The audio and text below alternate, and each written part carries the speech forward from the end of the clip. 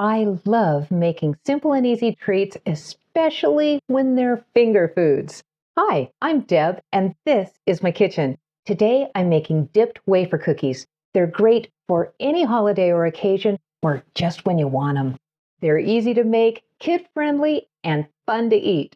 Are you ready? Because the kitchen is now open. Come on in. Let's cook up something good.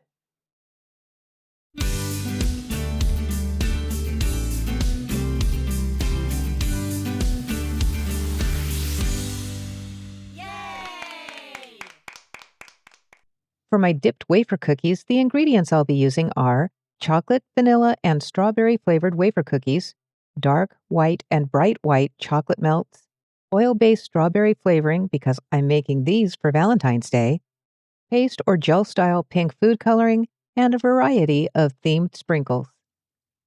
These are so easy to make, and people just love them. So you get a big return on a little bit of effort, which I don't know about you, sounds pretty good to me. There's only 4 steps from start to finish, and you can get as creative as you want or just keep it simple. My first step is to melt and flavor my candy. I'm using a Wilton candy melt pot with a dual insert for my dark and white melts, but because I'm also making a flavored bright white chocolate, I put those melts in a glass tumbler and heat them up in the microwave. I want all of these fully melted and liquid.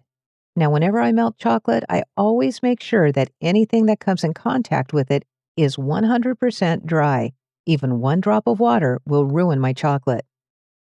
I add the strawberry flavoring a few drops at a time and test it until I get the flavor I want. Then I add my food coloring until I get the color I'm looking for.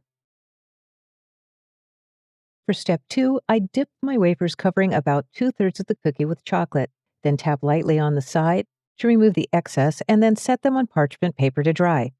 I quickly decorate some of my dipped wafers with sprinkles while leaving others for additional dipping and decoration. For step 3, the chocolate needs a cool environment to set, so my fridge, freezer, or even cold garage work great. I give them a good 10 to 15 minutes.